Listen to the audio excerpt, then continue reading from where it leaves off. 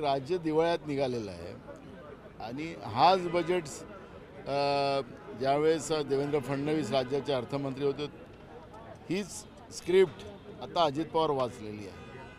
आता गेल्या 2-3 वर्षामध्ये यांनी या राज्याच्या विकासासाठी आणि सामान्य लोकांसाठी काय केलं त्याचं उत्तर यांच्याजवळ नाही. हा पैसा कुठून आणणार त्याची पण भूमिका या ठिकाणी मांडली नाही. फक्त प्रत्येक घरी एक साडी देऊ ही हेडलाईन त्यांनी आजची केलेली आहे. आणि हा अंतरिम बजेट होता, अंतिम नाही.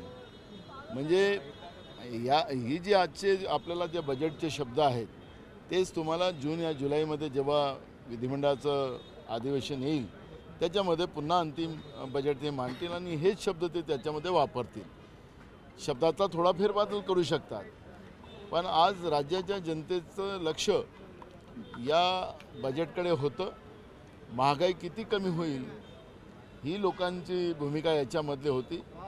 पण जसं अजित पवार काल म्हणाले की तुमच्या म्हणण्याप्रमाणे सरकार चालणार नाही, म्हणजे आशा वर्करला म्हणत होते, त्यांची निराशा केली.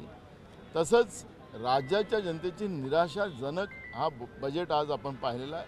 आणि या सरकारकडून आता फार काही अपेक्षा जनतेच्या राहिल्या नाहीत.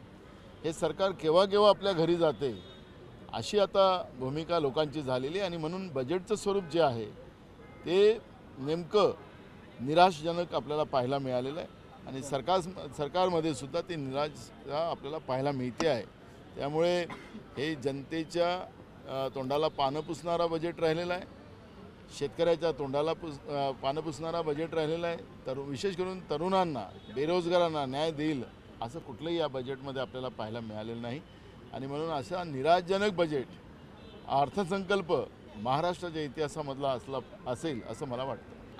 आज आणि उद्या या 2 दिवसात आमचा जागा वाटपाचा निर्णय होईल आणि या महिन्याच्या शेवटपर्यंत जागा वाटपाचं आमच्या महाविकास आघाडीमध्ये एकदम क्लिअर आपल्याला पाहायला मिळेल. आणि तसंही आमचं जवळपास जागा वाटपामध्ये कुठलेही मतभेद नाही. त्याच्यामुळे फार काही आमच्याकडे नाही. पण खऱ्या अर्थानं महायुतीमध्ये जे काही संघर्ष आपण पाहतो आहे तो भयानक आहे. त्याच्यामुळे आमच्याकडे काही नाही, त्यांच्याकडे फार वाईट परिस्थिती आहे एवढंच सांगेल. पण नाना, काँग्रेसमधले बरेच नेते आहेत ते भाजपमध्ये जाताना पाहायला मिळतात. आज बसवराज पाटलांचा पक्ष प्रवेश होताना पाहायला मिळतोय. त्याच्या अगोदर त्यांनी उपमुख्यमंत्री देवेंद्र फडणवीस गळती काँग्रेस रोखू का शकत नाही? कारखानदारांचा सगळ्यात सध्या मोठा प्रश्न आहे. आपण पाहिलं की मागच्या बजेटमध्ये सुद्धा पुरवणी मागण्यामध्ये जवळपास 500 कोटी रुपये साखर कारखान्याला देण्याचा सरकारने निर्णय केला. आत्ता आपण कालची ज्या पुरवणी मागण्या आल्या त्याच्यात 200 कोटी रुपये देण्याचं सरकारने मान्य केलं साखर कारखानदारांना.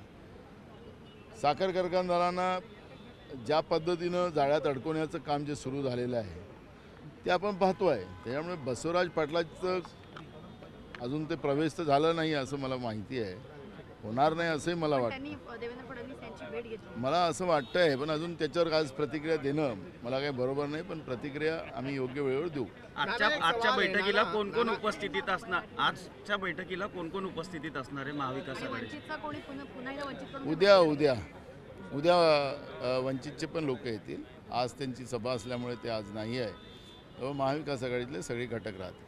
सर, आज एकूणच भाजपचे अनेक नेते जे आहेत किंवा मंत्री जे आहेत ते जरांगे पाटील यांच्यावरती तुटून पडताना पाहायला मिळाले. आणि अध्यक्षांनी सुद्धा आता आंदोलनकर्त्यावरतीच म्हणजे आंदोलनावरतीच SIT नेमण्याचा जे आहे ते आदेश दिलेले आहेत. कुठेतरी आता आंदोलनकर्ते किंवा सरकारचा विरोध करणारे त्यांच्यावरती सुद्धा बिलकुल सरकारवर SIT लागली पाहिजे. कारण की ज्या पद्धतीनं जरांगे पाटलांनी जे आरोप राज्याचे उपमुख्यमंत्री देवेंद्र फडणवीसांवर केलेले आहेत त्याच्यामध्ये काय सत्य आहे हे पण तपासलं पाहिजे. जरांगे पाटलांच्या जीवाला धोका आहे असं त्यांचं म्हणणं आहे, तर त्याची सुरक्षा वाढवली पाहिजे. आखरी सगळ्यांच्या जीवाच्या सुरक्षेची जबाबदारी ही सरकारची आहे. आखरी वस्तुस्थिती काय ते मुख्यमंत्री पण सांगायला तयार नाही. मुख्यमंत्र्यांचं आणि जरांगे पाटलाचं काय बोलणं झालं ते पण सांगायला तयार नाही. आणि हा उलगडा जिथपर्यंत होत नाही तर सरकारच्या विरोधात, विशेष करून राज्याच्या गृहमंत्र्याच्या विरोधात आणि राज्याच्या मुख्यमंत्र्याच्या विरोधात SIT लागली पाहिजे. ही भूमिका आमची आहे. जे कोणी याच्यामध्ये या महाराष्ट्राला पेटवण्यामध्ये सहभागी होते ते लोक सामोर आले पाहिजेत. आणि महाराष्ट्राची प्रतिमा मलिन करण्याचं, शाहू फुले आंबेडकर विचाराची प्रतिमा मलिन करण्याचं जे पाप या सत्ताधीशांनी जाणूनबुजून केलेला आहे. आमचा आरोप पहिलेपासून होता, ते सत्याकडे चाललेला आहे. आता तो आरोप नाही, वस्तुस्थिती आहे. आणि म्हणून हे सगळ्याच प्रकरण समोर आलं पाहिजे. आणि म्हणून सरकारच्या विरोधातही मुख्यमंत्र्यांच्या आणि राज्याचे गृहमंत्री देवेंद्र फडणवीसांच्या विरोधात यासाठी लागली पाहिजे. तेही सत्य बाहेर आलं पाहिजे. ही मागणी आमची काँग्रेस पक्षाची आहे.